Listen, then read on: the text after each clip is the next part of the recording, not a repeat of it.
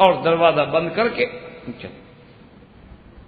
اب کافی دیر ہو گئی، باپ خوش ہے کہ جناب بیٹا تو آج ماشاءاللہ آج شکر ہے آج ابو بکر بات مان گیا، اور اتنا دیر اندر عبادت کر رہا ہے، یہ پتہ نہیں کہ اس نے تو تمہارے خدا کا ستیہ ناش کر دیا۔ تھوڑی دیر جب کافی دیر کے بعد آئے، دروازہ کھولا، اندر گئے، دیکھا ہو تو خدا ٹوٹا پڑا، غصے میں آگ بگو۔ اب دیکھو یعنی اس کے بعد بھی ہدایت نہیں ملتی، آنکھوں سے دیکھ چکے ہیں کہ جس کو میں خدا بنائے ہوئے ہوں، الہ بنایا ہوا ہے، میں نے قابل احترام بنایا ہوا ہے، جس کا میں مسا کرتا ہوں، تبرک پکڑتا ہوں، جس کے آگے کھڑے ہو کے میں ہاتھ باندھ کے، کیونکہ یہ اللہ کے محبوبوں کی شکل میں ہے اور یہ دیوتاؤں کی شکل میں ہے، وہ ٹوٹا ہوا ہے۔ یہ نہیں سمجھتے کہ جو اپنے آپ کو نہیں بچا سکا وہ کیسے اللہ کا مقرب اور اللہ کا بندہ ہو سکتا ہے اور اللہ کے قریب ہو سکتا ہے؟ نہیں، ابو بکر توڑنے والے پہ غصہ ہے، یہاں عقیدہ سمجھ، اپنے عقل پہ غصہ نہیں آ رہا۔ آج بھی آپ کسی کو کہیں بھی قبر پہ سجدہ نہ کرو، کہے گا وہابی ہو نا، یعنی تم پہ غصہ ہے، اس کو اپنے عقل پہ کوئی ماتب نہیں کہ یار میں اللہ کا گھر چھوڑ کے غیر اللہ کے آگے سجدہ کر رہا ہوں، وہ اس غلطی کو سمجھنے کے لیے تیار ہی نہیں۔ وہ کہے گا ہاں تم وہابی ہو، تم مجھے روکتے ہو، تمہیں کیا پتا، عبادت کا سجدہ الگ ہوتا ہے، تعظیم والا سجدہ الگ ہوتا ہے۔ ہم تھوڑا عبادت کر رہے ہیں، ہم تو تعظیم کر رہے ہیں۔ بھئی یہ تعظیم تم نے 1400 سال کے بعد سمجھی ہے، صحابہ کو بھی سمجھ نہیں آئی، اہل بیت رسول کو بھی سمجھ نہیں آئی، انبیاء علیہ السلام کو بھی سمجھ نہیں آئی۔ تو خیر جناب ابو بکر کے ابا جو آئے غصے میں اور کھولتے ہوئے غصے میں، اور کہا کہ این ابی بکر این ابی بکر۔ تو ماں نے پوچھا ابو بکر کی اماں نے کیا بات ہے؟ انہوں نے کہا کیا بات ہے؟ اس نے جا کے آج یہ زیادتی کی کہ مندر میں گیا اور میرے دیوتا کو توڑا ہے۔ تو آپ کی اماں نے، ماں تو ماں ہی ہوتی ہے نا آخر، لیکن ابو بکر کی اماں نے دیکھا کہ آج ابو بکر کا ابا جوش میں، کہا ابھی قحافہ ایک بات سنو، ابو بکر کو کچھ نہ کہیں۔ انہوں نے کہا کیوں؟ انہوں نے کہا ان ابنی ھذا لہ شان، میرا یہ بیٹا شان والا بیٹا ہے۔ اس نے کہا کیسے، تمہیں کیسے پتا ہے؟ تو بی بی نے کہا بات سنو ابھی قحافہ، جب میں حاملہ تھی ابھی بکر میرے پیٹ میں تھے، میں فلاں مکے کی وادی سے گزر رہی تھی کہ آواز آئی کہ یا امت اللہ بالتحقیق ابشری بالولد العتیق وَلَقَبُهُ فِي السَّمَاءِ صِدِّيقٌ وَهُوَ لِلنَّبِيِّ صَاحِبٌ وَرَفِيقٌ۔ آواز آئی میرے کان میں کہ اللہ کی بندی تجھے اس حمل جو ہے مبارک ہو، تیرے پیٹ میں وہ بچہ ہے جس کا لقب آسمانوں میں صدیق ہے، اور جو ایک نبی پیدا ہوگا تیرا بیٹا اس کا رفیق اور صاحب ہوگا۔ تو اس نے کہا ان ابنی ھذا لہ شان، اب ابھی قحافہ میرے بیٹے میں لازماً کوئی بات ہے، کوئی راز ہے، اللہ عالم وہ آواز کس نے دی تھی۔ ایسے غیبی آوازیں اللہ تبارک و تعالیٰ کی قدرت ہے آتی ہیں، جیسے کہ حضور صلی اللہ علیہ وسلم کے حمل مبارک میں بی بی آمنہ کو بھی ایسی آوازیں آئیں۔ تو یہ شان بھی اس لیے انہوں نے کہا کہ آپ کا لقب عتیق جو ہے وہ اس وجہ سے ہوا ہے۔ اور بعض علماء فرماتے ہیں کہ اللہ کے قرآن نے جب فرمایا والذی جاء بالصدق وصدق بہ، اللہ کے نبی محمد عربی صلی اللہ علیہ وسلم کی معراج والی رات سب سے پہلے تصدیق کرنے والا جو ہے ابو بکر ہے، اس لیے اللہ کے نبی نے آپ کو لقب دیا صدیق۔ تو سیدنا ابی بکر رضی اللہ تعالی عنہ کا یہ مقام، اور یہ بھی یاد رکھیں کہ یہ شان صرف ابی بکر کو ملی کہ آپ بھی مسلمان ہیں، ابا بھی مسلمان ہیں، والدہ بھی مسلمان ہے، بیٹا بھی مسلمان ہے، بیٹیاں بھی مسلمان ہیں، عبداللہ ابن ابی بکر، محمد ابن ابی بکر، بی بی عائشہ، بی بی اسماء، اسی طرح ام رومان، ابی قحافہ۔ یہ شان کم صحابہ کو ملی ہے کہ جس کے سارے گھرانے کو اللہ نے دین کے لیے چن لیا، اسلام کے لیے چن لیا۔ یہ مقام اللہ نے ابو بکر کو دیا۔ اور یہ مقام ابن جوزی رحمت اللہ علیہ لکھتے ہیں کہ اللہ کے قرآن میں جو سورت ہے واللیل اذا یغشا، حتیٰ کہ وہ فرماتے ہیں کہ مفسرین نے اس سورت کا نام جیسے سورت اللیل ہے، اسی طرح اس کا نام سورت ابی بکر بھی ہے۔ وہ فرماتی ہیں یہ ابو بکر کی شان میں اتری تھی. وَسَيُجَنَّبُهَا الْأَتْقَى الَّذِي يُؤْتِي مَالَهُ يَتَزَكَّى وَمَا لِأَحَدٍ عِندَهُ مِن نِّعْمَةٍ تُجْزَىٰ إِلَّا ابْتِغَاءَ وَجْهِ رَبِّهِ الْأَعْلَىٰ وَلَسَوْفَ يَرْضَىٰ. ابن جوزی رحمۃ اللہ علیہ فرماتی ہیں کہ وَسَيُجَنَّبُهَا الْأَتْقَى، اتقا اللہ سے سب سے زیادہ ڈرنے والا، اللہ تبارک و تعالیٰ کے احکام پہ عمل کرنے والا. انہوں نے فرمایا یہ آیت جو ہے نزلت فی ابی بکر رضی اللہ تعالی عنہ. اس کی وجہ یہ ہے کہ واقعی ابو بکر جیسا متقی انبیاء کے بعد دنیا نے نہ کتابوں میں دیکھا ہے نہ کہانیوں میں پڑھا ہے. اور یہ وہ بندہ ہے جس نے اللہ کے راستے میں حتیٰ کہ حضرت بلال، صرف حضرت بلال نہیں بلکہ کئی غلام لے کے خریدے اور آزاد کیے، اور ان سے کوئی بدلہ نہیں چاہتے، کوئی اس کا صلہ نہیں چاہتے، کوئی معاوضہ نہیں چاہتے، بلکہ اللہ کی رضا کا طالب ہے. اس لیے جب حضرت ابی بکر غلام خرید کے آزاد کر دیتے، ابا جان بلا کے کہتے کہ ابی بکر میں نے سنا ہے کہ تم نے غلام خرید کر کے آزاد کیا ہے، ایسا کیا کرو کہ کوئی جوان، کوئی قوی، کوئی طاقت والا غلام لے کے آزاد کیا کرو. تو یہ کمزور عورتیں، کمزور بوڑھے بیچارے یہ جو ہیں ان کو آزاد کرتے ہو، کیا فائدہ؟ تم کبھی لوگوں کو آزاد کرو گے تو کل تیری پشت پناہی کے لیے تمہارا ساتھ دیں گے. حضرت ابو بکر ہنس کے کہہ دیتے ابا جان آپ ٹھیک کہہ رہے ہیں، میں بھی جن کو آزاد کر رہا ہوں وہ بھی میری پشت مضبوط کریں گے انشاءاللہ.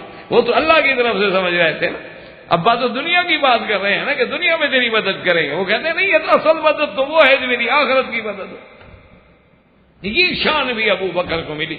ایک دن وہاں سے گزرے اور ایک روایت میں ہے کہ دیکھا چونکہ امیت ابن خلف، اللہ اکبر، یہ حضرت بلال ان کے غلام تھے امیت ابن خلف کے. اور امیت ابن خلف ایسا بدبخت تھا کہ عین جب مکے کی گرمی، عین شمس سورج تیزی پہ آ جاتا اور پتھر انگارہ بن جاتے تو حضرت بلال کو لے کے ان پتھروں پہ لٹا دیتا اور سینے پہ پتھر رکھ دیتا. آپ تو ایئر کنڈیشن میں کلمے پڑھتے ہیں نا. اسی لیے میں کہتا ہوں بعض ساتھیوں سے، بعض ہمارے ساتھی ہیں نا جوش میں آ کے کہہ دیتے ہیں باتیں کر، ارے بھائی یہ تو شکر کرو الحمدللہ، یہ ملک، یہ حکومت، یہ تو اسلام کی حکومت ہے، توحید والوں کی حکومت ہے، قرآن و سنت والوں کی حکومت ہے. توحید تمہاری کا پتہ تب چلتا جب تم ہمارے ساتھ جا کے وہاں کفر کے مقابلے پہ بات کرتے، پھر پتہ لگتا کہ تم کتنا توحید پہ پکے ہو. یہاں تو مزے ہیں جناب، دولت ہے، پیسہ ہے، کاریں ہیں، آرام ہے، یہاں کیا مشکل ہے؟ اور پھر ملک الحمدللہ اہل توحید کا ہے، نظام اہل توحید کا ہے، قرآن و سنت ہے. یہ بات تو تب لگتی ہے نا کہ جب آپ چلیں اور کوٹ مٹھن میں کھڑے ہو کے تقریر کریں، پاک پٹن میں چل کے تقریر کریں اور وہاں پتہ لگے کہ آپ کتنے پکے ہیں اپنے عقیدے میں. یہ وہاں چل کے پتہ لگتا ہے بندے کو کہ کتنا کھرا ہے آدمی اپنے عقیدے میں، کہ جب پتھروں کی برساتیں ہوتی ہیں نا اور گولیوں کی بوچھاڑیں ہوتی اور پھر وہاں بیٹھ کے آدمی اللہ کا نام لیتا ہے اور کہتا ہے کہ نہیں شرک شرک ہے، قبر پرستی حرام ہے، پھر پتہ لگتا ہے بندے کے عقیدے کے امتحان. تو اس لیے اب آپ دیکھیں کہ کیا عالم ہے کہ حضرت بلال لیٹے ہوئے ہیں انگاروں پر اور اوپر سینے پہ پتھر ہیں، اتنا بھاری پتھر ہے، اور کھجوروں کے بڑے بڑے کانٹے لے کے ظالم چب ہوتا ہے. اور اسی حالت میں بلال کہتے ہیں احد احد احد. یہ ہے توحید کا نشہ.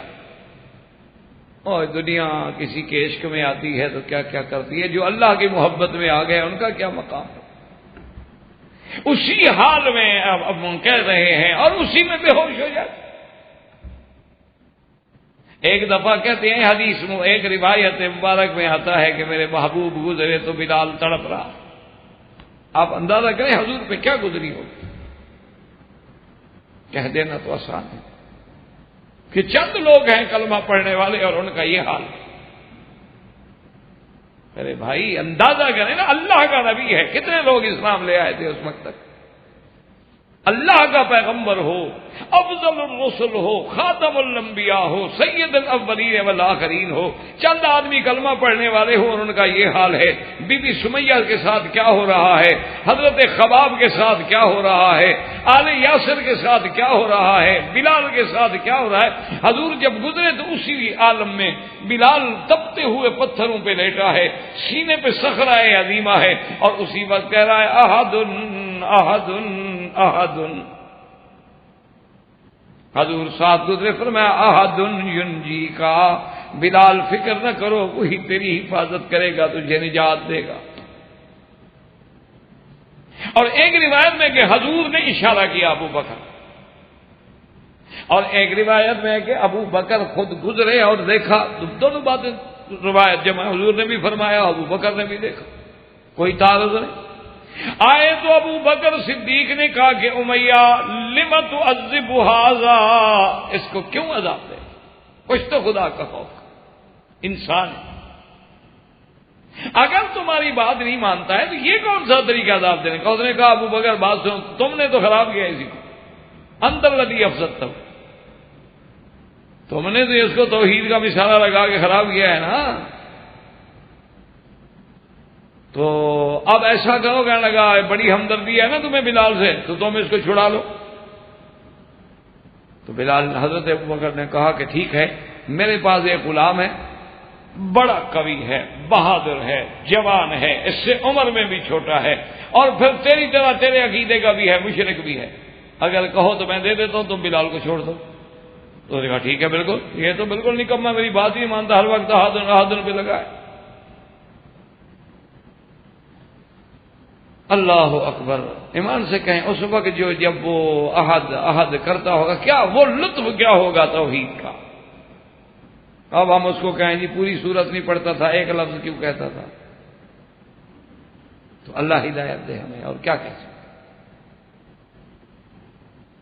یہی کہہ سکتے ہیں کہ اللہ سمجھ عطا، اللہ ہدایت عطا فرمائے، چونکہ الحمدللہ ثم الحمدللہ ہمیں تو نہ اساتذہ نے، نہ بزرگوں نے، نہ اپنے اکابر نے یہ نہیں سکھایا کہ کسی کے بارے میں بد دعا کریں، کسی کو برا کہیں، یہی سکھایا ہے کہ جو گالیاں دے تم دعا، جو برا کہے دعا کر، کیوں؟ یہی سنت الانبیاء ہے کہ وہ پتھر برساتے ہیں، حضور کہتے ہیں اللہم اہد قوم۔ اب دیکھیں حضرت بلال رضی اللہ تعالیٰ کو آزاد کیا، آزاد کرنے کے بعد پھر آپ نے کہا کہ دیکھو تم آزاد ہو، اب تمہاری مرضی، اب حضور نے کہا پھر تم نے آزاد کر دیا تھا، میں حضور کو چھوڑ کے کہاں جاؤں گا؟ تو حضرت ابو بکر رضی اللہ تعالیٰ نے چونکہ غلاموں کو بھی لے کے آزاد کرتے تھے، اس وجہ سے بھی آپ کو اللہ نے یہ لقب جو ہے اور یہ شان والا لقب عطا فرمایا۔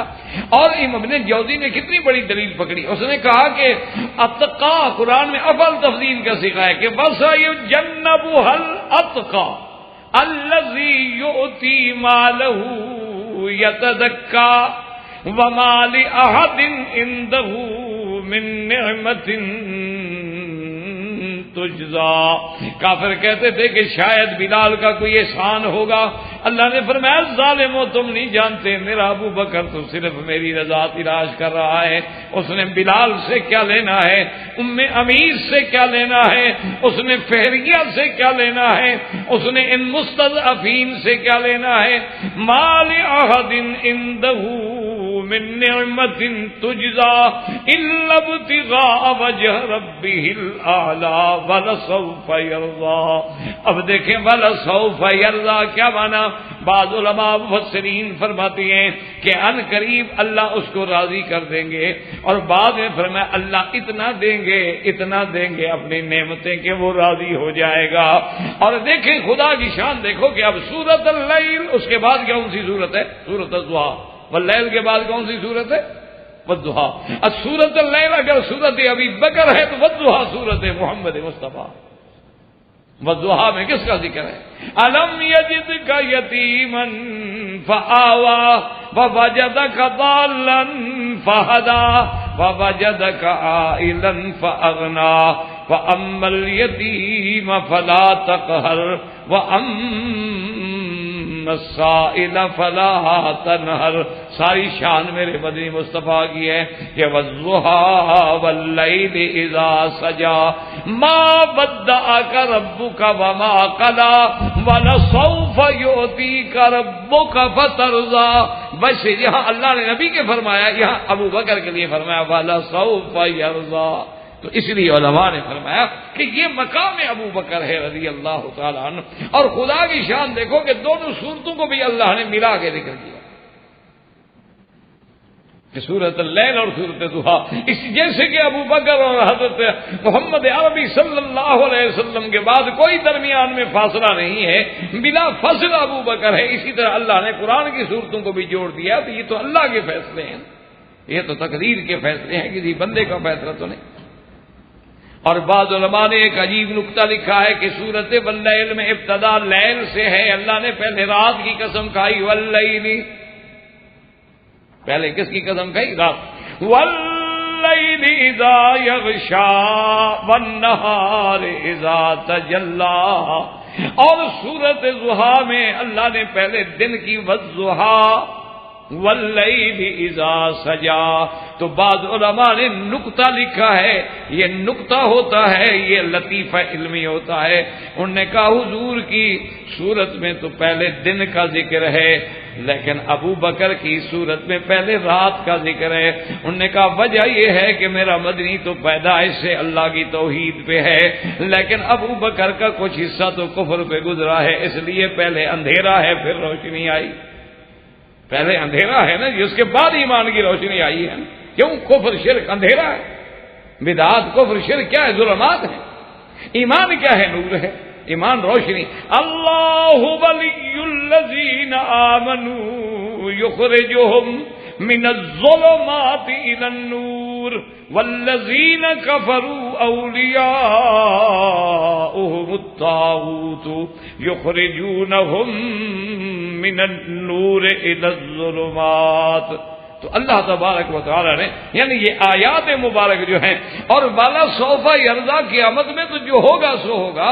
ایک حدیث مبارک میں آتا ہے اللہ تبارک و تعالی نے جبریل علیہ السلام کو بھیجا, اور اس وقت حالت یہ تھی کہ ابو بکر رضی اللہ تعالیٰ عنہ نے ایسے کپڑا لپیٹ کے اس کو, یہ یعنی یوں سمجھ رہے کہ کانٹے جوڑے ہوئے تھے, کیونکہ سلائی بھی نہیں تھی, کوئی چیز بھی نہیں تھی, کانٹوں کے ساتھ ایک دوسرے کو ٹانکا ہوا ہے ابو بکر نے. اور یہ وہ ابو بکر ہے جو ہزاروں دینار و درہم سے کھیلنے والا تھا. جبریل آئے اور آ کے کہا کہ محمد مدنی ان ربک یقرئک السلام, تیرے رب نے تجھ پہ سلام بھیجے ہیں, اور ساتھ یہ فرمایا ہے کہ ابو بکر پہ اللہ کے سلام فرما دیں, اور یہ بھی کہہ دیں کہ ابو بکر تو اس حال میں مجھ پہ راضی ہے کہ نہیں, کہ کہاں دولت, کہاں تجارت, کہاں عظمت اور کہاں غربت. اللہ اکبر. اللہ پاک فرما رہے ہیں کہ ابو بکر سے میرا سلام کہہ دیں, اور اس کے بعد کہیں کہ انا راض عنکا, ابو بکر میں تو تجھ پہ راضی ہوں. فہل انت راض عنی, کیا تو بھی مجھ پہ راضی ہے کہ میں نے تجھے اس حال میں جو پہنچا دیا. ہر چیز تو اللہ کی طرف سے ہے نا. جب ابو بکر صدیق کو حضور نے عرض کیا تو ابو بکر رو پڑے, بکا خوشی سے کہ ان اللہ سمانی من فوق العرش. انہوں نے کہا حضور اللہ نے عرش سے میرا نام لے کے سلام بھیجے.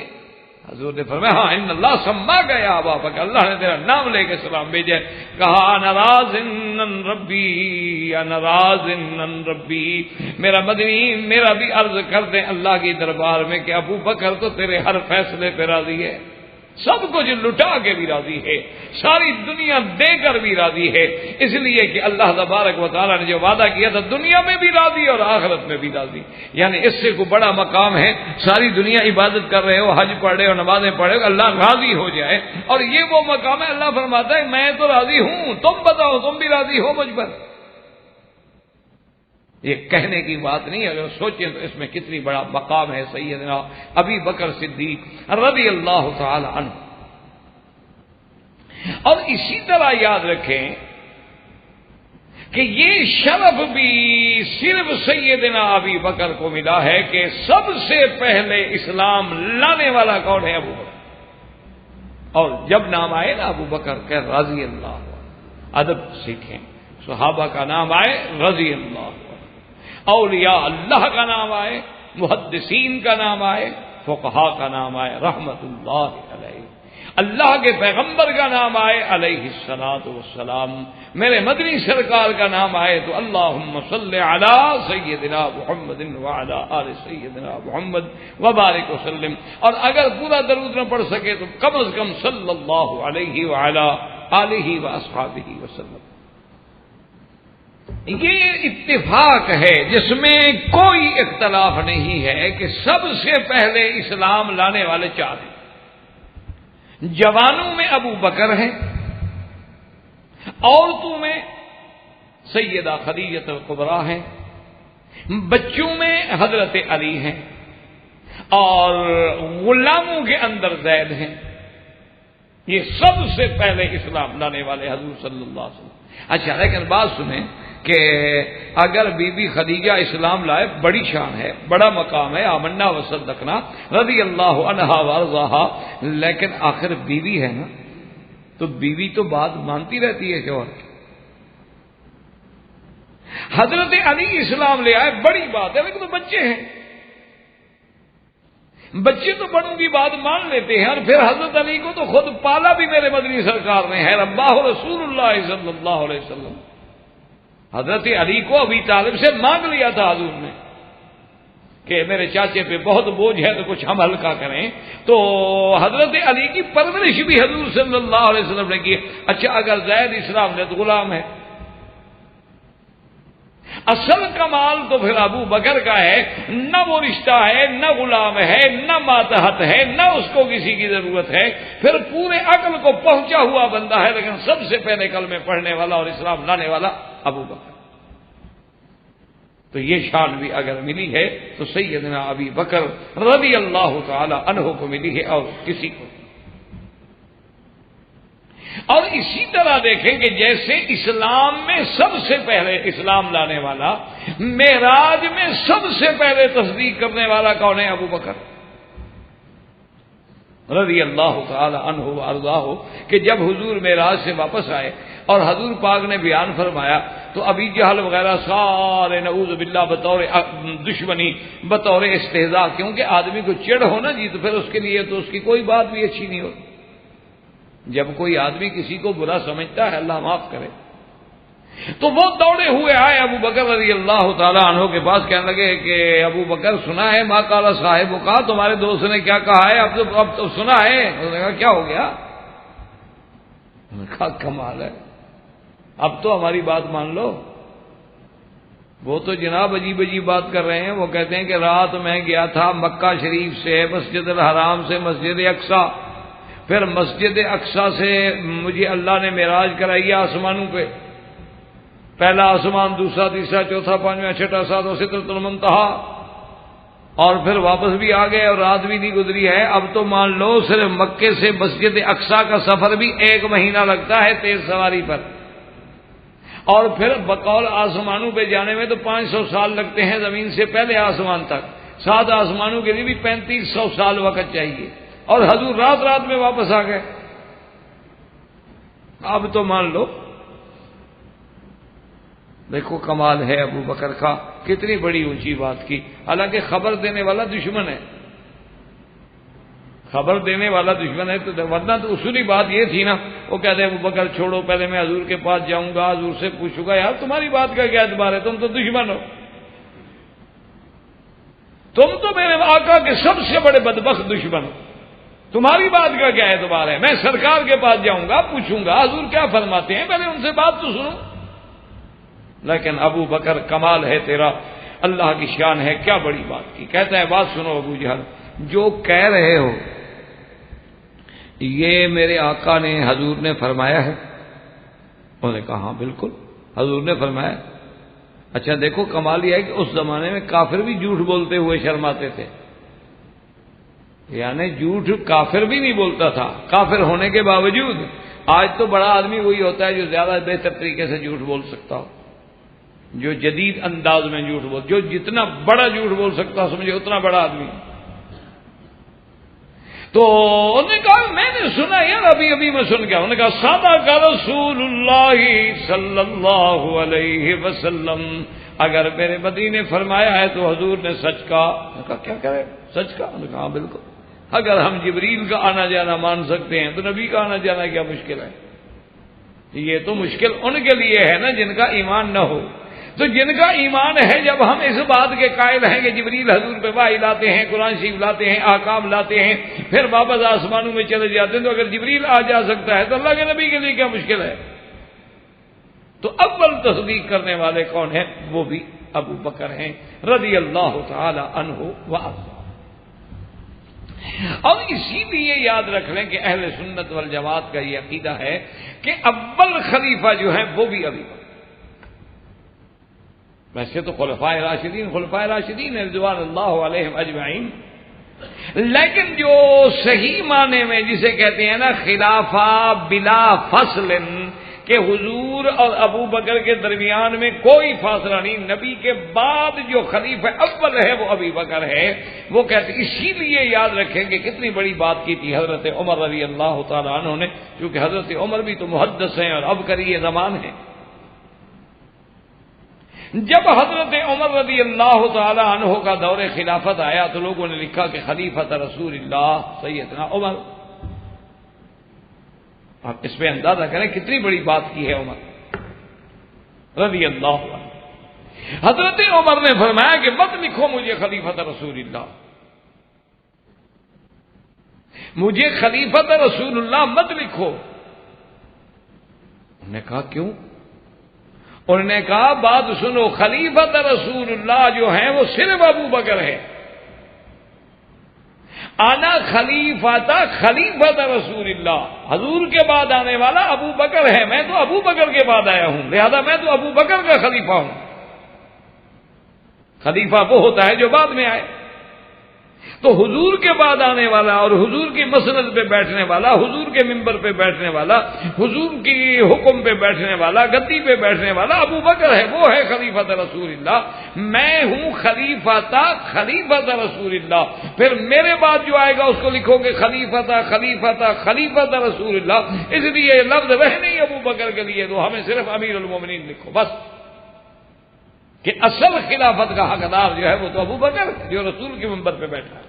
ہم تو ابو بکر کے بعد آئے، عمر ابو بکر کے بعد آئے، عثمان عمر کے بعد آئے، علی عثمان کے بعد آئے، حسن علی کے بعد آئے، معاویہ رضوان اللہ علیہم اجمعین حضرت حسن کے بعد آئے رضوان اللہ علیہم اجمعین، لیکن حضور کے بعد تو صرف صدیق ہے۔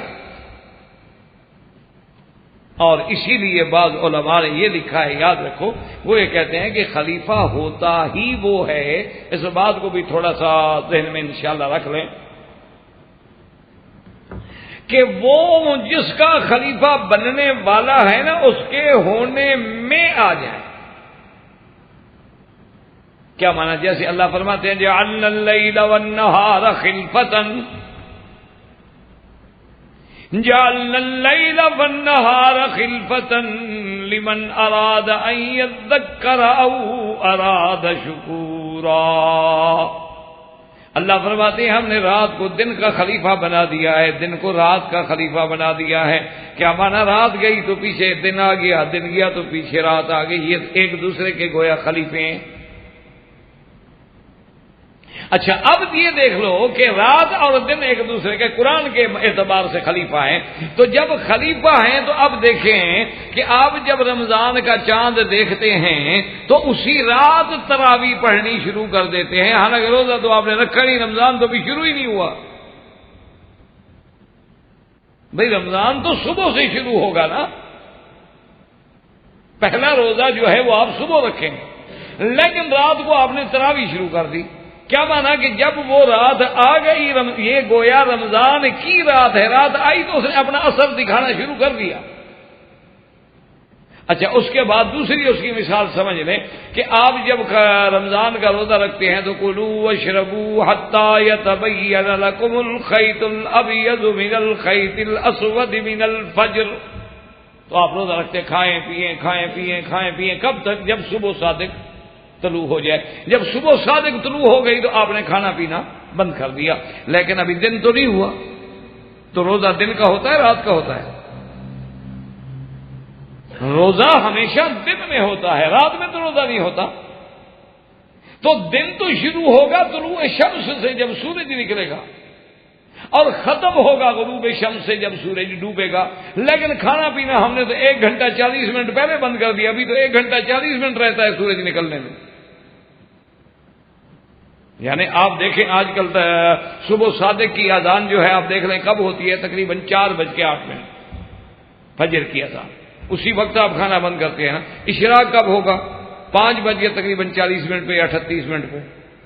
تو اب خود اندازہ کر لیں کہ ابھی شروق اور شمس میں کتنا فرق ہے. دن نہیں آیا لیکن اس نے اپنے خلیفے میں اثر ڈالنا شروع کر دیا ہے. ایک دوسرے کے جو خلیفے تھے تو ایک دوسرے میں آنے سے پہلے اثر انداز ہو گئے کہ ابھی رات کھڑی ہے، دن کا حکم شروع ہو گیا. ابھی دن آیا نہیں ہے، تراویح کا حکم شروع ہو گیا ہے. تو یہ مقام صرف ابو بکر کو ملا ہے کہ میرا مدنی اپنے گھر میں زندہ موجود ہے اور محمد مدنی کے مصلی پہ ابو بکر آ گئے. یعنی اس نے حضور کا خلیفہ بننا ہے نا.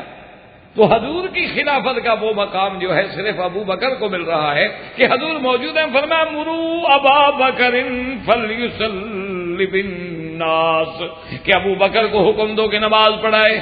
اچھا، بی بی عائشہ خود کہہ رہی ہے یا رسول اللہ صلی اللہ علیہ وسلم مہربانی کریں آپ حضرت عمر کو حکم دیں، کسی اور کو حکم دیں. انہ رقیق القلب، ابو بکر بڑا نرم دل آدمی ہے، وہ کہاں نماز پڑھا سکے گا جب دیکھے گا کہ حضور مصلی پہ نہیں ہے. حضور نے فرمایا بری ابا بکر فلیصلی بالناس، ابو بکر کو حکم دو نماز پڑھائے. بی بی عائشہ نے جلدی جلدی بی بی حفصہ کو بھی سکھلا دیا. انہوں نے کہا کہ تم بھی یہی کہو کہ حضور ابو بکر کے بجائے کسی اور کو حکم دے دیں.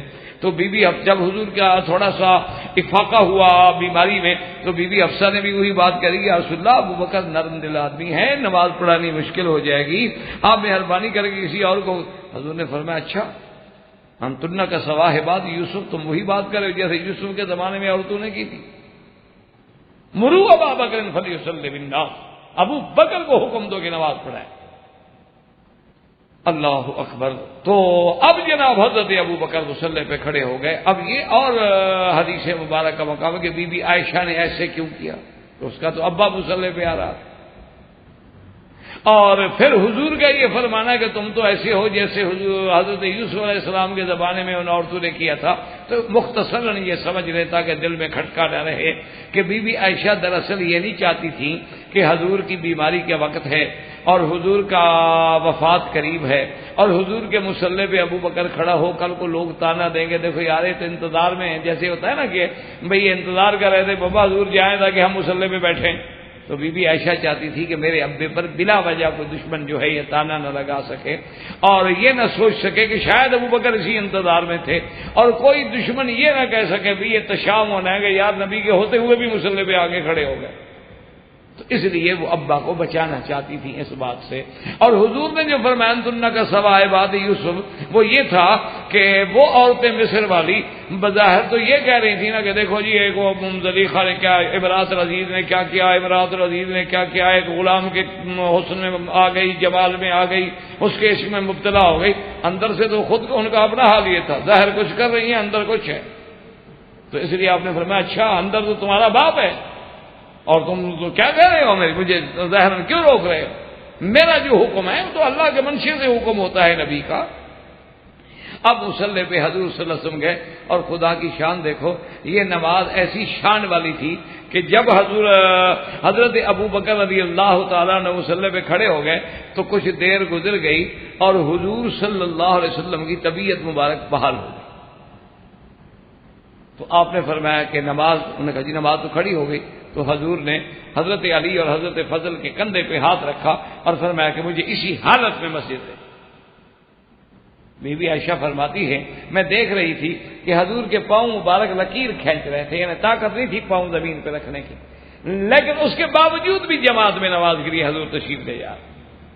اور جب حضور آئے تو گھر تو سامنے تھا نا جی، بالکل یہ گھر ہے، یہی بی بی عائشہ کا تو گھر ہے، اسی میں تو حضور ہیں اور سامنے ممبر ہے، مصلی ہے جہاں کھڑے ہو کے، محراب ہے جہاں نماز پڑھا رہے ہیں ابو بکر. تو جو ہی حضور دروازہ کھلا تو صحابہ تو سمجھ گئے کہ ابھی حضور باہر آ رہے ہیں، باہر کون باہر آئے گا اس وقت. تو اس کے بعد صحابہ میں ذرا ہلچل ہوئی، بعض صحابہ نے سبحان اللہ بھی کہہ دیا. حضرت ابو بکر بھی سمجھ گئے کہ حضور آ گئے ہیں تو حضرت ابوبکر پیچھے ہٹنا شروع ہوئے. حضور نے فرمایا لا رسلک یا ابا بکر، ابو بکر کھڑے ہو مصلی پہ. ابو بکر ہٹتے گئے تو حضور جب نے دیکھا کہ اب ابو بکر تو ہٹ گیا ہے، حضور صلی اللہ علیہ وسلم مصلی پہ آ گئے. تو محدثین فقہا فرماتے ہیں کہ اب کیفیت یہ تھی کہ اللہ کا نبی امام ابو بکر کا تھا اور ابو بکر امام امت کا تھا، کہ حضور کے سامنے ابو بکر کے سامنے کون آئے؟ محمد الرسول اللہ. تو گویا حضور اب امام بن گئے ابو بکر کے، اور ابو بکر کو اپنی زندگی میں موجودگی میں مصلی پہ کھڑا کر کے امت کا امام بنا دیا. تو یہ شرف جو ہے صرف ابو بکر کو ملا ہے. اور جب حضور نے سلام پھیرا تو حضور نے فرمایا کہ ابو بکر میں نے جو تو یہ کہہ دیا تھا کہ اللہ رسول نے کہا کہ کھڑے رہو نماز پڑھاؤ، تو میں تمہارے پیچھے نماز پڑھتا. تو ابو بکر رو پڑے. انہوں نے کہا کہ مال ابن ابی قحافہ یا رسول اللہ. انہوں نے کہا حضور ابن ابی قحافہ کے بیٹے کی یہ طاقت ہے کہ اللہ کا نبی آ جائے اور وہ بھی مصلی پہ کھڑا رہے؟ یہ کیسے ہو سکتا کہ اللہ کا نبی جب خود آ جائے تو پھر ابن ابی قحافہ کے بیٹے کی کیا طاقت ہے کہ وہ مصلی پہ آ جائے؟ اس لیے میں پیچھے ہٹ گیا. تو اب یہ مقام جو تھا یہ بھی صرف سیدنا ابی بکر کو ملا.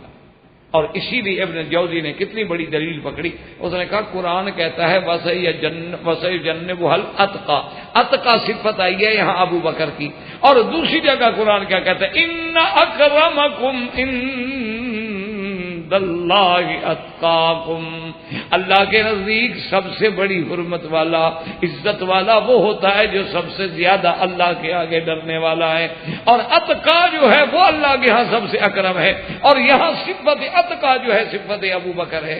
اس لیے معلوم ہوا کہ اللہ کا نبی تو نبی ہوتا ہے نا، بات ہوتی ہے نبی کے بعد میں. یاد رکھو نبی نبی ہوتا ہے، جیسے خدا خدا ہے، وہ تو خالق ہے.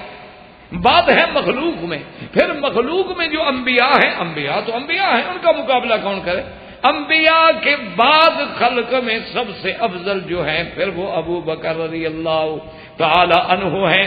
اور اسی لیے علماء نے فرمایا کہ دراصل صدیق کا لقب بھی اور عتیق کا لقب بھی، یہ دونوں لقب جو ملے ہیں ابو بکر کو محمد الرسول اللہ سے، کہ ایک دفعہ حضور پہاڑ پہ کھڑے ہیں.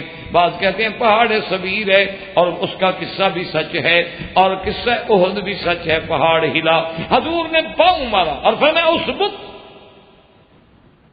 پہاڑ کو حکم دیا ٹھہر جاؤ، کیا حرکت کر رہے ہو؟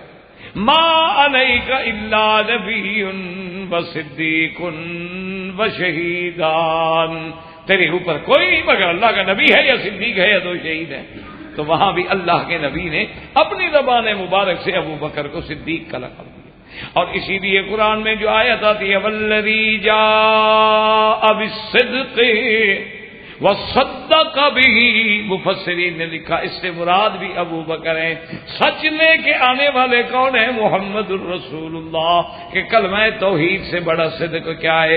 اور تصدیق کرنے والے کون ہیں؟ سیدنا ابی بکر رضی اللہ تعالی عنہ وارضاہ. وآخر دعوانا الحمدللہ رب العالمین. زندگی باقی انشاءاللہ تو بات باقی. برادران اسلام، واجب الاحترام بزرگوں، دوستوں، بھائیوں، عزیز نوجوانوں، الحمدللہ سلسلہ دروس در ضمن خلفاء راشدین رضوان اللہ علیہم اجمعین اللہ کی توفیق سے، اللہ کی رحمت سے جاری ہے. اور دروس سابقہ میں یعنی پچھلے درس میں الحمدللہ ہم نے مناقب سیدنا ابی بکر الصدیق خلیفۃ بلا فصل بالتحقیق صاحب النبی صلی اللہ علیہ وسلم ورفیق کے بارے میں کچھ باتیں عرض کی تھی. اور ان باتوں میں نے یہ عرض کیا تھا سب سے پہلے تو سیدنا ابی بکر رضی اللہ تعالی عنہ کا نام اسم گرامی جو ہے وہ زمانہ جاہلیت میں عبد الکعبہ تھا. اسلام لانے کے بعد عبداللہ کہلائے. کنیت آپ کی ابی بکر تھی اور آپ کے لقب دو تھے، ایک لقب صدیق اور ایک لقب عتیق. اور ہر چیز میں اللہ کی حکمتیں ہوتی ہیں. اب حالانکہ سیدنا ابی بکر صدیق رضی اللہ تعالی عنہ کے والد جو ہیں وہ بت پرست ہیں، تو اس زمانے میں تو نام ایسے رکھے جاتے تھے عبداللہ، عبد العزا، کیونکہ ان کے خداؤں کے نام تھے نا، لات، عزا، منات۔ جیسے نصرانی لوگ جو ہیں وہ نام رکھتے تھے عبد المسیح۔ لیکن اس زمانے شرک میں بھی، یعنی اس گھر میں پیدائش ہوئی ہے سیدنا ابی بکر کی، کہ ابھی قحافہ جو ہے وہ تو بت پرست ہیں، لیکن نام کسی بت کے بجائے اللہ کو یہی منظور تھا کہ کعبے سے جڑے، تو اس لیے جاہلیت میں بھی نام عبد الکعبہ ہو گیا، کیونکہ اسماء میں بھی ایک حکمت ہے اللہ کی۔ اب دیکھیں والے حضور صلی اللہ علیہ وسلم کے والد نام عبداللہ، حالانکہ حضور کے والد اسلام نہیں لے آئے، لیکن اس کے باوجود یعنی اب اور ان کا نام تو ان کے والدین نے رکھا ہوگا نا، عبداللہ ابن عبد المطلب۔ اور اس دور میں سارے اگر آپ دیکھیں تو آپ کو عبد الشمس، عبد العزا ایسے نام ملیں گے، بنی فہر، بنی کلاب، بنو مرہ، یہ نام آپ کو ملیں گے۔ لیکن اس دور میں بھی نام اللہ کی نسبت کے ساتھ عبداللہ رکھا جائے تو یہ اللہ کی حکمت ہے، حالانکہ انہیں تو اسلام کا دور ہی نصیب نہیں ہوا، حضور کی بعثت ہی نصیب نہیں ہوئی۔ تو اسی طرح سیدنا ابو بکر رضی اللہ تعالی عنہ کے نام کا اللہ کے کعبے سے جو تعلق ہے، یہ اللہ کی حکمتوں کے بغیر نہیں ہوتا، کیونکہ ہمارا ایک عقیدہ ہے الحمدللہ کہ ہر چیز جو ہے وہ اللہ کی حکمت ہے، اللہ کی قدرت ہے، اللہ کی مشیت ہے، اس کے بغیر کوئی پتہ ہل نہیں سکتا۔ اب دیکھ رہے ہیں حضور کے چچا ہیں اور کنیت ابی لہب، حالانکہ وہ عرب ہیں، وہ لوگ نہیں جانتے تھے کہ لہب تو کہتے ہیں آگ کے شعلے کو۔ اچھا، وجہ بھی یہ تھی کہ ابی لہب جو ہیں وہ بے انتہا خوبصورت آدمی تھے، لمبا قد تھا، بڑے خوبصورت تھے، اور بڑا ان کو ایسا جمال ملا تھا کہ گویا کہ ان کے رخسار سے گویا ایسے آگ کی لپٹیں نکل رہی ہیں۔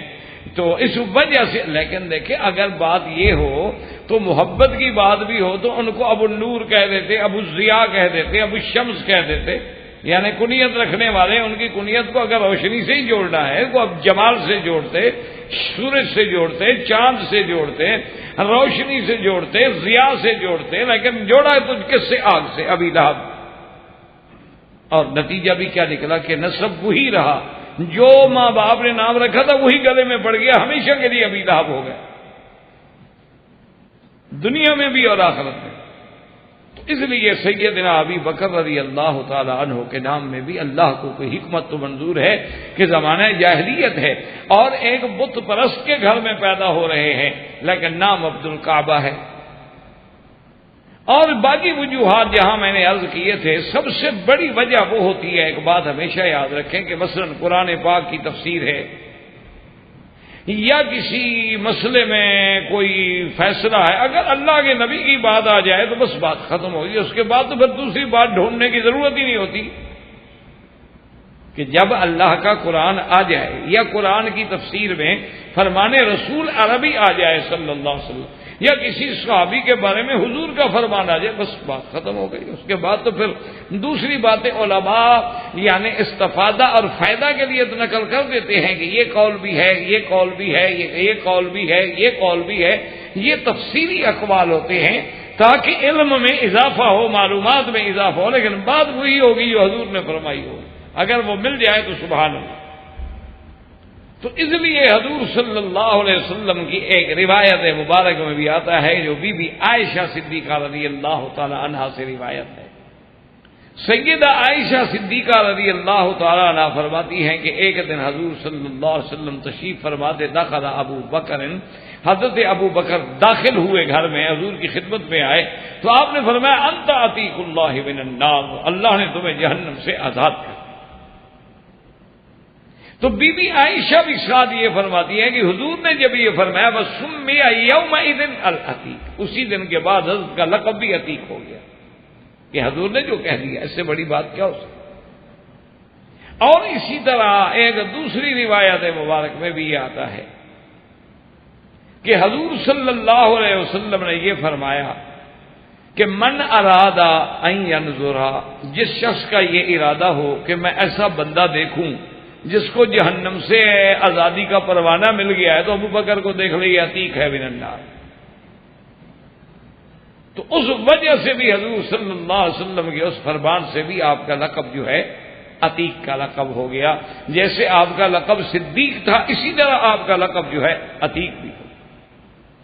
اور صدیق رضی اللہ تعالی عنہ کے لقب میں سب سے بڑا قول، زیادہ سے زیادہ اقوال جو ہیں، راجح اقوال مبارک جو ہیں علماء کرام کے نزدیک، وہ یہی ہیں کہ چونکہ جب آپ معراج سے واپس تشریف لے آئے تو پورے مکے میں جب دشمنوں نے تکذیب کی تو سب سے پہلی تصدیق کرنے والا جو ہے وہ ابو بکر رضی اللہ عنہ، اس لیے آپ کا لقب بھی صدیق ہو کہ ساری دنیا تکذیب پہ کھڑی ہے لیکن ابو بکر رضی اللہ تعالیٰ عنہ تصدیق کر رہے ہیں۔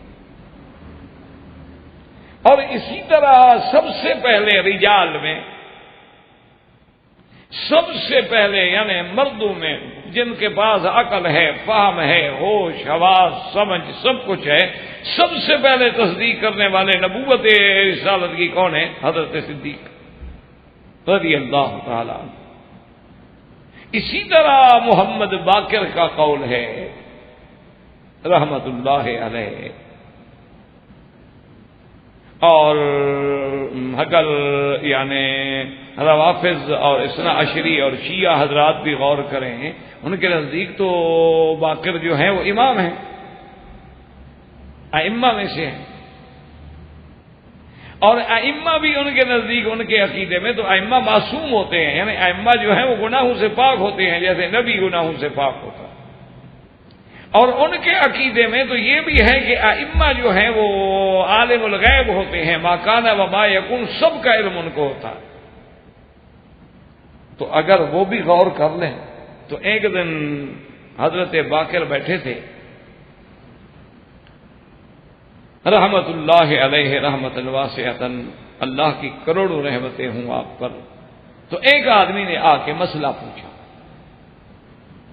اس نے کہا کہ حضرت باقر یہ بتائیں کہ اگر کوئی آدمی سونا جو ہے، سونا چونکہ مرد کے لیے تو استعمال حرام ہے، اللہ پاک کے نبی نے حرام فرما دیا کہ مردوں کے لیے استعمال سونے کا حرام، بلکہ حضور پاک نے باقاعدہ یعنی دکھا کے فرمایا کہ ہذان حرامان علی ذکور امتی، ایک ہاتھ میں سونا اور ایک ہاتھ میں ریشم کا کپڑا، میں دو چیزیں اللہ نے میری امت کے مردوں پہ حرام کر۔ تو اب اگر سونا کسی شکل میں مثلا سونے کی انگوٹھی پہنتا ہے، سونے کا قلم رکھتا ہے، سونے کی اینک لگا لیتا ہے، آج تو ہر چیز میں سونا آ گیا نا جی، تو وہ سونے کا استعمالیہ برتن ہیں بڑے لوگوں کے گھروں میں، ڈنر سیٹ اور جتنے بڑے چیزیں کٹلری وغیرہ سونے کی ہوتی ہے، تو یہ سب استعمال مردوں کے لیے حرام۔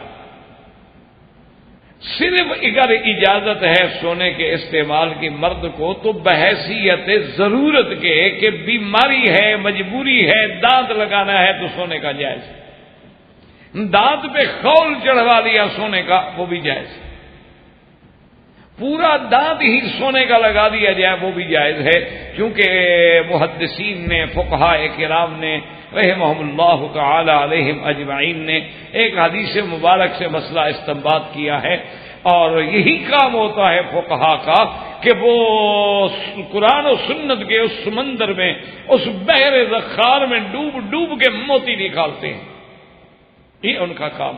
تو انہوں نے مسئلہ نکالا کہ ایک صحابی کی جنگ میں ناک کٹ گئی، اس دور میں سرجری نے کوئی اتنی ترقی تو نہیں کی تھی، اب تو سرجری بہت آگے چلی گئی، یعنی یہ ہے کہ ابھی اگر وہ فوراً چیز مل جائے اسی وقت جوڑ دیتے ہیں، نہ ملے تو اسی قسم کے مادے سے جوڑ دیتے ہیں، یا اور کوئی مادہ لگا دیں تو بعد میں اس کی جو ہے تجمیل جسے کہتے ہیں عربی میں، یعنی پلاسٹک سرجری کر کے اس کو اسی طرح بالکل رنگ ملا دیتے ہیں، یعنی اب تو سرجری بہت آگے جا رہی ہے، اللہ کرے کسی حد میں رہے، کبھی ایسا نہ ہو کہیں کہ چونکہ ہم اتنے قابل ہو گئے ہیں کان کاٹ کے دوبارہ لگاتے ہیں تجربے کے طور پہ، یعنی جو چیز حد سے نکل جائے پھر خطرناک ہوتا ہے، ہر چیز کی ایک حد ہے نا، اب حد میں رہیں گے، آپ بڑی اعلیٰ سے اعلیٰ نعمت کھا رہے ہیں، ایک حد ہے، زیادہ کھائیں گے تو بد ہضمی ہو جائے گی۔ تو بہرحال مقصد یہ ہے کہ اس صحابی نے چاندی کا ایک پترا سا بنوا کے بیچارے نے ناک کی طرح اور یہاں رکھ لیتے ہو، چلو بھی کچھ عیب تو چھپا رہے اور ہوا وغیرہ نکلنے میں بھی کچھ آسانی ہو جائے۔ تو کچھ عرصے کے بعد بو ہو گئی اس میں، اس نے حضور صلی اللہ علیہ وسلم سے عرض کیا گیا رسول اللہ یہ میں نے چاندی کا لگایا لیکن بو ہو گئی، فرمایا سونے کا لگا، کیونکہ سونا ایک ایسی دھات ہے جس میں بو نہیں ہوتی، اور ہر دھات میں بدبو پیدا ہو سکتی ہے، لیکن سونے کو اللہ کی حکمت ایسی چیز ہے کہ وہ منہ میں ہے، ناک میں ہے، اندر دانت میں ہے، کہیں ہے، بدبو نہیں پیدا کرے۔ تو جب وہاں اجازت مل گئی تو وہاں سے محدثین و فقہا نے مسئلہ استنباط فرما دیا مجتہدین نے کہ بھی اگر بیماری میں یا ناک کٹنے میں ناک جڑ سکتی ہے تو دانت بھی جڑ سکتا ہے۔ اسی لیے بہرحال یہ تو فقہا کا کام ہے رحمت اللہ علیہم اجمعین کہ انہوں نے اس کو، اب ایک آدمی نے مسئلہ پوچھا کہ بھئی اگر میں اپنے شوق سے تلوار کا جو دستہ ہوتا ہے نا جی، جس جگہ پکڑتے ہیں تلوار کو، اس دستے پہ اگر سونے کا کام کرواؤں تو جائز ہے کہ نہیں؟ اب بھی ہوتا ہے دنیا میں، بڑے بڑے قیمتی کام ہوتے ہیں، اوپر سونے کی تاروں سے کاٹتے ہیں، گل بوٹے بناتے ہیں، بڑے بڑے کام ہوتے ہیں۔ کیوں؟ تو حضرت باقر رحمت اللہ علیہ، محمد باقر رحمت اللہ علیہ نے فرمایا کہ ہاں بالکل جائز، استعمال کر سکتے، جیسے تلوار کا دستہ ہے یا چاقو کا دستہ ہے یا ایسی چیز ہے، اس میں اگر آدمی لگاتا ہے، یا بندوق کا دستہ ہے تو اس میں اگر سونے کی تاریں اور سونا لگا ہو تو کوئی حرج نہیں۔ اور اس پر محمد باقر نے دلیل کیا دی؟ آپ نے فرمایا کہ قد حلا سیفہ ابو بکر الصدیق رضی اللہ تعالی۔ انہوں نے دلیل میں یہ بات پیش کی، انہوں نے کہا کہ سیدنا ابو بکر صدیق رضی اللہ تعالی انہوں نے بھی اپنے تلوار کے دستے میں سونے کے پتھر لگائے ہوئے تھے، تو جب ابو بکر لگا سکتا ہے تو اس کا مطلب ہے کہ وہ جائز ہے، ورنہ سیدنا ابو بکر سے کیسے یہ توقع ہو سکتی ہے؟ تو جب آپ نے کہا نا کہ قد حلا سیفہ ابو بکر صدیق کو، تو وہ تو تھا بیچارہ بغض کرنے والا، تو کہنے لگا کہ اچھا یا امام انت تقول له الصدیق، انہوں نے کہا کہ امام صاحب عجیب بات ہے، آپ بھی ابو بکر کو صدیق کہہ رہے ہیں؟ تو حضرت محمد باقر نے فرمایا کہ نعم هو الصدیق هو الصدیق هو الصدیق من لم يصدقه فلا صدق الله قوله۔ آپ نے فرمایا کہ جاہل صرف ایک دفعہ نہیں فرمایا، وہ صدیق ہیں، وہ صدیق ہیں، وہ صدیق ہیں، اور جو ابو بکر کو صدیق نہ سمجھے اللہ اس کے قول کو کبھی سچا نہ کر، وہ ہمیشہ جھوٹ پہ مرے۔ تو اس لیے حضرت محمد باقر نے بھی آپ کے اس لقب صدیق کی اتنی بڑی تائید کی، اور ساتھ اتنا بڑا فتویٰ بھی دیا کہ جو ان کو صدیق نہ سمجھے وہ تو خود جھوٹا ہے۔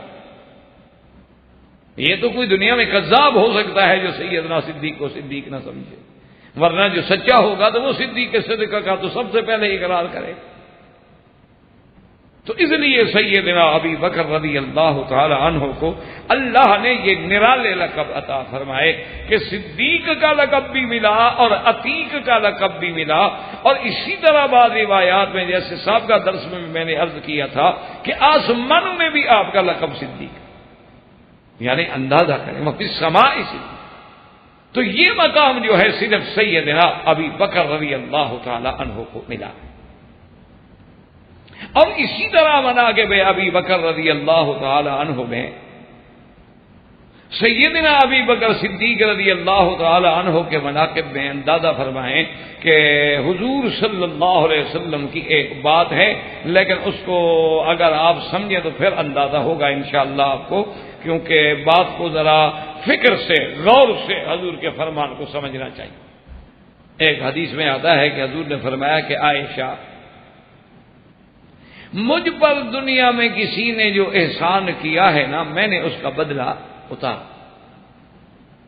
کیونکہ دنیا میں تو آخر لوگ حضور سے بھی تو بھلائی کرتے تھے نا، تو آپ نے فرمایا کہ میں نے ہر محسن کا احسان جو ہے بدلہ اتار دیا ہے، کیونکہ شان والے کی تو شان یہی ہوتی ہے نا، وہ کسی کا احسان نہیں رکھتے۔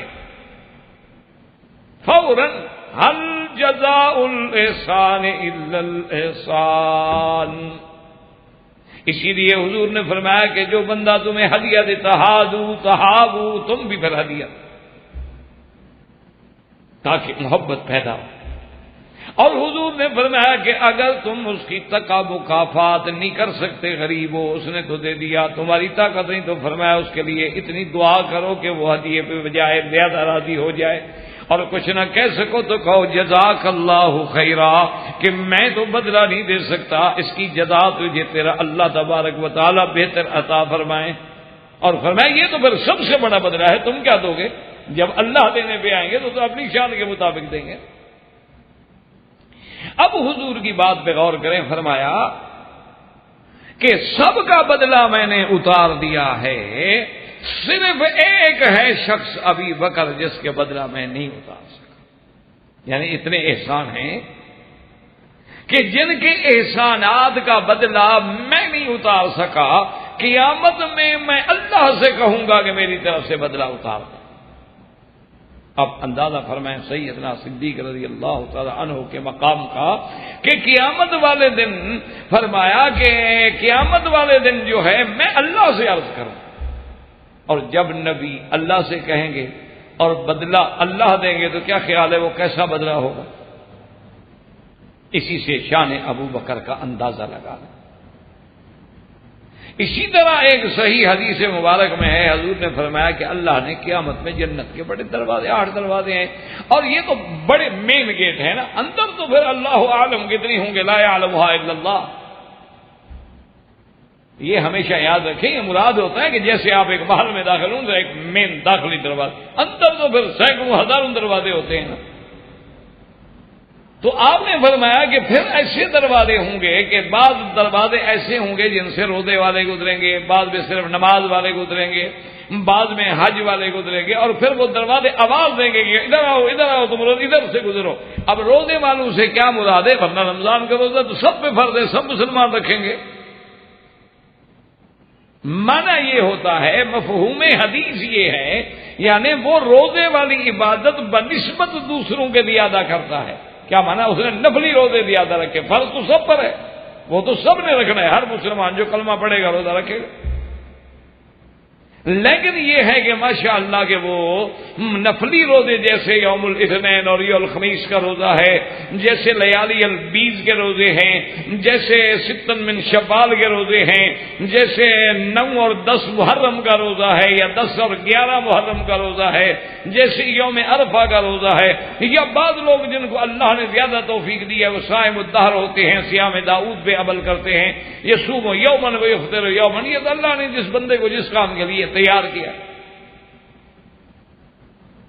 تو وہ بلائیں گے۔ تو اب جناب سیدنا ابو بکر نے ایک بات پوچھی، چونکہ جو فہم اللہ نے پھر صدیق کو دی تھی تو وہ تو کسی کو پھر نہیں ملی۔ تو سیدنا ابو بکر رضی اللہ تعالیٰ نے پوچھا، کہا کہ یا رسول اللہ، آمنہ کے لال، حبیب خدا، محبوب دو عالم صلی اللہ علیہ وسلم، مجھے ایک بات بتائیں، کوئی ایسا بندہ بھی ہوگا جس کو سارے دروازوں سے آواز آئے، یعنی جس میں ساری صفتیں ہوں کہ نماز میں بھی آگے ہو، روزے میں بھی آگے ہو، اور حج میں بھی آگے ہو، عبادات میں بھی آگے ہو، خیرات میں بھی آگے ہو؟ تو حضور نے فرمایا ابو بکر وہ تو تم ہوگے۔ یعنی اندازہ کریں مقام ابو بکر رضی اللہ تعالیٰ عنہ کہ تمہیں تو ہر دروازے سے پکارا جائے گا کہ یار مجھ سے گزر جاؤ۔ اللہ اکبر! یہ مقام بھی اگر ملا ہے تو پھر سیدنا ابی بکر صدیق رضی اللہ تعالی عنہ کو ملا۔ اور اسی طرح ایک قول ہے سیدنا ابن عباس رضی اللہ تعالی عنہ کا کہ سیدنا ابن عباس رضی اللہ تعالی عنہ ایک دفعہ بیان فرما رہے تھے کہ اللہ پاک قیامت والے دن جو تقسیم ہوگی کہ اصحاب الیمین اور اصحاب الشمال، کچھ لوگ ایسے ہوں گے جن کو داہنے ہاتھ میں عمل نامے ملیں گے، اور کچھ لوگ ہوں گے جن کو بائیں ہاتھ میں ملیں گے، یعنی مومنوں کو دائیں ہاتھ میں ملیں گے اور کافروں کو بائیں ہاتھ میں ملیں گے۔ اصحاب الیمین اصحاب الشمال، یا جیسے اصحاب المیمنہ ما اصحاب المیمنہ واصحاب المشأمہ ما اصحاب المشأمہ۔ تو حضرت ابن عباس نے جہاں یہ ذکر فرمایا وہاں یہ بھی فرمایا کہ سب سے پہلے نامہ عمل جو ہے وہ حضرت عمر کو ملے، اصحاب الیمین میں یعنی مومنوں میں۔ تو صحابی حیران ہو گیا، اس نے پوچھا اچھا بھائی حضرت عمر رضی اللہ بڑی شان ہے، لیکن اگر حضرت عمر کا پہلا نمبر ہو گیا تو اے ابا بکر، تو ابو بکر، یہ تو پہلا نمبر عمر لے گئے۔ حالانکہ پہلا نمبر تو ہر لحاظ میں سیدنا ابو بکر کا تھا رضی اللہ تعالیٰ عنہ کا. تو حضرت ابن عباس نے فرمایا ہائی ہاتھ. آپ نے فرمایا افسوس ہے, ابھی تجھ پر بھی افسوس ہے, کیا پوچھ رہے؟ نے کہا تمہیں اتنی عقل بھی نہیں, تم سوچ ہی نہیں سکتے ہو. او اللہ کے بندے, عمر تو ابھی پروانے لے رہے ہوں گے, ابو بکر تو پہنچ گئے ہوں گے جنت میں, ازفت الملائکہ تو پھر اس کو تو فرشتے اپنے جنم میں لے کر پہنچا چکے ہوں گے جہاں پہنچانا ہے. ان کا تو مقام ہی الگ ہے, وہ تو بالکل گویا تصویر ہے رسول اللہ. عمل میں, صورت میں, سیرت میں ایسا رنگ چڑھا ہے اتباع کا, حضور کی اتباع اور اطاعت کا ایسا رنگ چڑھا ہے کہ جیسے آپ دیکھیں نا, ابھی محاورے میں کہتے ہیں بھئی یار کمال ہے, یہ تو بالکل اپنے استاد کی تصویر ہے. یہ تھوڑا ہوتا ہے کہ استاد کی, تو مانا یہ ہے کہ اسی طرح کام کرتا ہے. تو اس لیے یہ مقام جو ہے یہ بھی سیدنا ابی بکر رضی اللہ تعالی عنہ کو ملا ہے اور کسی کو نہیں ملا. اور اسی طرح اب ان آیات مبارکہ پہ غور کریں جو آیات ہم نے تلاوت کی ہیں آج کے درس میں, کہ اللہ تبارک و تعالیٰ فرماتے إِلَّا تَنصُرُوهُ فَقَدْ نَصَرَهُ اللَّهُ إِذْ أَخْرَجَهُ الَّذِينَ كَفَرُوا ثَانِيَ اثْنَيْنِ إِذْ هُمَا فِي الْغَارِ إِذْ يَقُولُ لِصَاحِبِهِ لَا تَحْزَنْ إِنَّ اللَّهَ مَعَنَا فأنزل الله سكينته عليه وأيده بجنود لم تروها وجعل كلمة الذين كفروا السفلى وكلمة الله هي العليا والله عزيز حكيم. اب قرآن پہ غور کریں, اللہ فرماتے ہیں کہ اگر تم میرے مدنی کی مدد نہیں کرو گے تو کوئی بات نہیں, اللہ اس کی مدد کریں گے. الا تنصروہ, نہیں کی مدد تم نے کیا ہو گیا, فقد نصرہ اللہ, اللہ نے اس کی مدد کی. اب یہ واقعہ کب اترا ہے اس پہ ذرا غور کریں اور شان صدیق کو سمجھنے کی کوشش کریں رضی اللہ تعالی عنہ.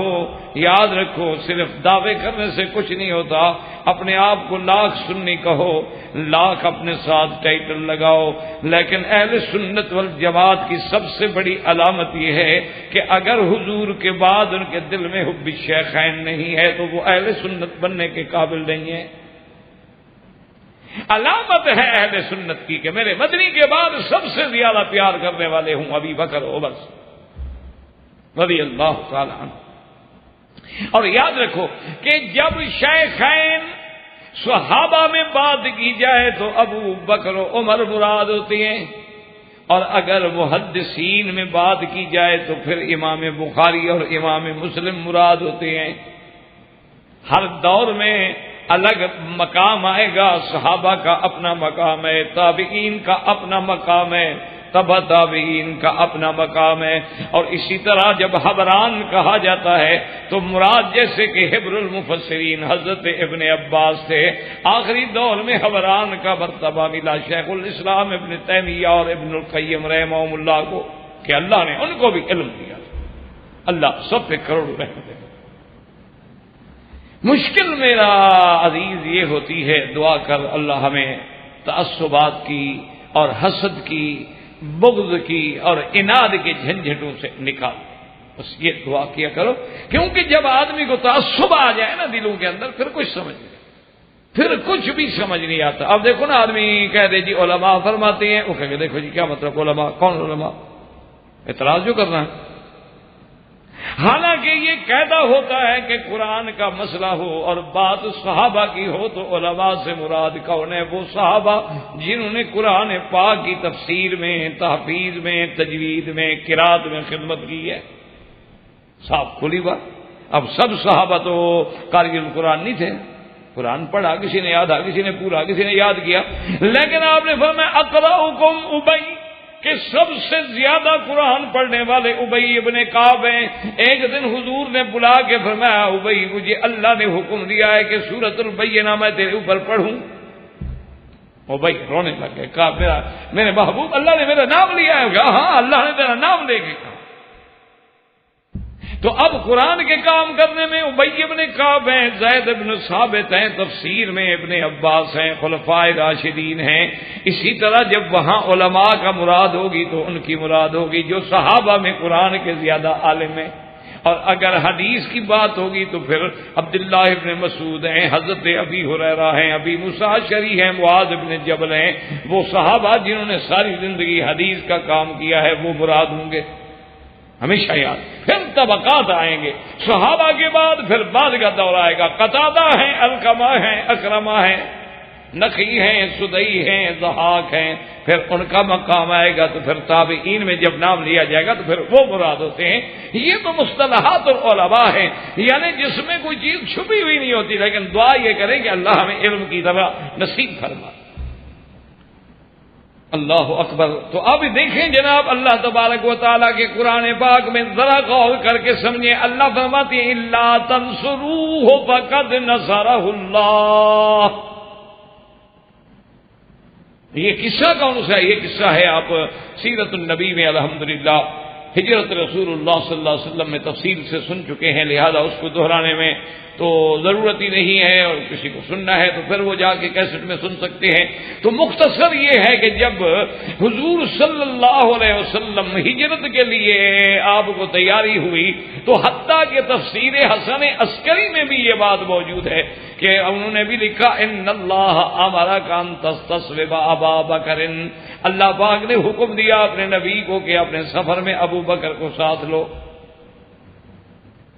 اب اندازہ فرمائیں اسی میں، یعنی آپ دیکھیں حتیٰ کہ جو حق ہے نا کبھی کبھی تو پھوٹ پڑتا ہے نا. ترجمہ مقبول میں دیکھو وہ بھی مجبور ہو گیا، کیا کرے آخر اللہ کے قرآن کو کہاں تک بدلا جائے. غزوات حیدری دیکھیں، حملہ حیدری دیکھیں، اور ان کی وہ بھی مجبوراً ماننا تو پڑے گا نا جی. جو حق ہے اب رات ہے، کون کہے دن ہے؟ رات رات ہے، دن دن ہے، سچ سچ ہے، جھوٹ جھوٹ ہے. ایک حقیقت کا انکار تو نہیں کیا جا سکتا. پھر یہ ہوتا ہے کہ بہانے بنائے جاتے، تعویلات کی جاتی. تو اب سمجھیں اللہ فرماتے ہیں کہ جب اس ہجرت کے مسئلے میں وقت آیا تو جب تم لوگوں نے مکے والوں قریشوں سب نے مدد نہیں کی تو اللہ نے مدد کی. اب یاد رکھیں کہ نصرت جو ہے اس کے کئی انداز ہوتے ہیں، ہر نصرت کا فرق ہوتا ہے. ایک آدمی بھوکا بیٹھا ہے اس کی نصرت کرو، کیا مانا کھانا کھلا تو نصرت ہو گئی. ایک آدمی کو پیاس لگی ہے زبردست، وہ پیاس ہے، وہ کہتا ہے جی مجھے پانی کا گلاس دو. آپ کہتے ہیں جناب آئے میں انجیکشن لگا دیتا ہوں. وہ بہت عجیب آدمی. میں کہتا ہوں پانی پلاؤ گے؟ یار پانی تو مفت ملتا ہے، انجیکشن قیمتی لگا رہا ہوں تمہیں. یہ نصرت نہیں ہوگی، یہ تو اس کو اور زیادہ بے وقوف بنانے والی بات ہوگی. لیکن اگر پانی کا گلاس دے دیں تو آپ نے نصرت کر دی کہ جو اس کو ضرورت تھی آپ نے کر دی. اچھا پھر نصرت کے اسباب جو ہیں وہ الگ ہوتے ہیں. اس لیے قرآن میں تو ایک لفظ آ جاتا ہے نا تنصروہ فقد نصرہ اللہ. یہ آ گیا اذا جاء نصر اللہ والفتح وما النصر الا من عند اللہ. اور کئی قرآن فرماتے ہیں وَلَقَدْ نَصَرَكُمُ اللَّهُ بِبَدْرٍ وَأَنْتُمْ أَذِلَّةٌ. اللہ نے فرمایا میرا مدنی ہم نے آپ کی مدد کی، کیونکہ ہمارا ایمان ہے کہ مدد کرنے والی تو صرف اللہ کی ذات ہے. اب مدد کے نصرت کے انداز الگ ہیں. بدر میں کیسے نصرت کی؟ فرشتے اتار دیے، یہ مدد ہے. اور جنگ احزاب میں کیسے مدد کی؟ اللہ نے ہوا چلا دی، ایسی ہوا چلی کہ دشمنوں کے خیمے اکھڑ گئے، جانور اڑ گئے. اس لیے حضور نے فرمایا نصرت بالصبا واہلكت عاد بالدبور. اللہ نے ہوا صبا بھیج کے میری مدد کی ہے، اور اسی طرح اللہ نے دبور ہوا بھیج کے قوم عاد کو تباہ کر دیا تھا. بعض ہوائیں رحمت کی ہوتی ہیں، بعض ہوائیں عذاب کی ہوتی ہیں. حتیٰ کہ کتابوں میں یہ بھی موجود ہے کہ ہوائیں 8 قسم پہ ہیں، 4 رحمت کی ہیں اور 4 عذاب کی. تو اب وہاں اللہ نے نصرت کی لیکن ہوا سے. اور اسی طرح حضور فرماتے ہیں نصرت بالرعب مسیرۃ شہر. اللہ نے میری مدد کی ہے اور اللہ میرے دشمنوں میں ابھی میں 1 مہینے کے سفر دور ہوتا ہوں ان کے دل میں رعب ڈال دیتے ہیں. یہ بھی نصرت، یہ بھی اللہ تبارک و تعالیٰ کی طرف سے. تو نصرت کے انداز کبھی فرشتے بھیج کے نصرت کی، اور کبھی اللہ تبارک و تعالی نے ہوا بھیج کے نصرت کی، اور کبھی اللہ تبارک و تعالی نے بغیر کسی چیز کے بھی چاہے تو نصرت فرما دیں۔ اور ہجرت والی رات اللہ فرماتا ہے میں نے نصرت کی، اور نصرت کیا تھی؟ ابو بکر کو ساتھ بھیجا۔ تو یہاں نصرت کون ہے؟ ابو بکر۔ اللہ اکبر۔ اور علماء نے ایک عجیب بات لکھی ہے، اللہ پاک آپ کو بھی اور مجھے بھی صحیح سمجھنے کی توفیق عطا فرما دے۔ تو انہوں نے لکھا ہے کہ اب غور کریں کہ کتنی شان والی راتیں ہیں، ایک طرف شب معراج کو رکھیں اور دوسری طرف شب ہجرت محمد مصطفیٰ کو رکھیں صلی اللہ علیہ وسلم، اور دونوں ملیں گی نا، کیونکہ ہجرت کی رات میں نصرت کرنے والا ساتھ کون ہے؟ صدیق، اور معراج کی تصدیق کرنے والا کون ہے؟ ابو بکر صدیق۔ اب دونوں کو سامنے رکھیں اور پھر اس پہ غور کریں۔ علماء نے اللہ علماء کی قبروں پہ کروڑوں رحمتیں، اللہ اکبر۔ اور خاص طور پہ یاد رکھیں کہ اللہ نے ہر ملک میں، ہر دور میں، ہر قوم میں بڑے بڑے عالم پیدا کیے ہیں۔ ہم علماء دیوبند کی بات کیوں کرتے ہیں کہ ہمیں علم ان کے واسطے سے جو پہنچا ہے تو ہم کس کی تعریف کریں؟ کہ اللہ نے ہند میں جو کام لیا ہے نا اس خاندان سے اور ان علماء سے، اس کی مثال پورے عالم میں نہیں، ورنہ تو اللہ نے ہر ملک میں علماء پیدا کیے، اللہ سب کی قبروں پہ کروڑوں رحمت نازل فرمائے۔ ہمیں تو سب کا احترام ہے دل میں، چاہے وہ علماء شفافے میں ہوں، وہ علماء مالکی ہوں، وہ علماء حنابلہ میں ہوں، وہ علماء احناف میں ہوں، جس جماعت سے جس ائمہ سے بھی تعلق ہو، ہمارے دلوں میں تو الحمدللہ سب کے لیے احترام ہے، عزت ہے، تکریم ہے۔ ہم تو سب کا نام بھی لیں گے تو کہیں گے رحمت اللہ علیہ، لیکن بات سیدھی ہے کہ مجھے جس استاد نے پڑھایا ہے تو اصولی بات ہے کہ میں تو استاد کا احترام بنسبت نہ پڑھانے والے کے دیا کروں گا۔ عالم تو وہ بھی ہے، عالم یہ بھی ہے، لیکن مجھے اس نے پڑھایا۔ اس لیے اب دیکھیں کتنی بڑی بات انہوں نے ماشاءاللہ ایک ایک بات میں انہوں نے نقطہ نکالا۔ انہوں نے کہا غور کرو، معراج والی رات اللہ نے نبی کے ساتھ دینے کے لیے کس کو چنا ہے؟ جبریل۔ اور ہجرت والی رات ساتھ دینے کے لیے کس کو چنا ہے؟ حضرت صدیق۔ کبھی کبھی نام لے لیا کر، ڈرنے کی کوئی ضرورت، خیر کچھ نہیں ہوگا انشاءاللہ۔ ہاں یہ بھی نہ ہو کہ میں قبرستان میں خطاب کرتا ہوں۔ ہاں جی کیا کرے آدمی، آگے کوئی بولے نہ تو یہی حال ہوگا نا۔ حضرت شاہ جی رحمۃ اللہ علیہ فرماتے تھے، وہ کہتے تھے بھائی اگر کسی نے خطیب بننا ہو، تقریر سیکھنی ہو نا تو وہ شیعہ کے مجمع تقریر کرے۔ انہوں نے کہا حضرت یہ کیا مطلب؟ انہوں نے کہا دیکھو باطل ہونا سچا ہونا یہ الگ بات ہے، بات یہ ہے کہ خطیب بنانا وہ جانتے ہیں کہ ہر بات پہ وہ داد دیں گے، ہر بات پہ جناب اچھلیں گے، ہر بات پہ چیخیں گے واہ واہ سبحان اللہ، درود دی چھل، صلوات دی چھل، علی دا نعرہ، وہ تماشا تو بنا دیں گے نا۔ تو خطیب اچھلے گا، آخر اس کو بھی شوق ہوگا مجھے بیدار کر رہے ہیں، جگا رہے ہیں۔ انہوں نے کہا اس کے بعد جو ہے یہ بریلوی بھی کافی اچھا گزارا کر لیتے ہیں۔ شاہ جی نے فرمایا ان کا بھی گزارا شزارا ٹھیک ٹھاک ہو جاتا ہے، کیونکہ ان کے پاس بھی ماشاءاللہ اب اچھے خاصے نعرے آ گئے ہیں کہ نعرہ تکبیر، اس کے بعد نعرہ رسالت، پھر نعرہ رسالت کے بعد نعرہ غوثیہ، غوثیہ کے بعد پیر، نعرہ پیر، پھر نعرہ دستگیر، پھر یا شیخ عبد القادر، یہ بھی ماشاءاللہ اچھا خاصا میلہ لگا لیتے ہیں، ان کا بھی رونق میلہ ٹھیک لگ جاتا ہے۔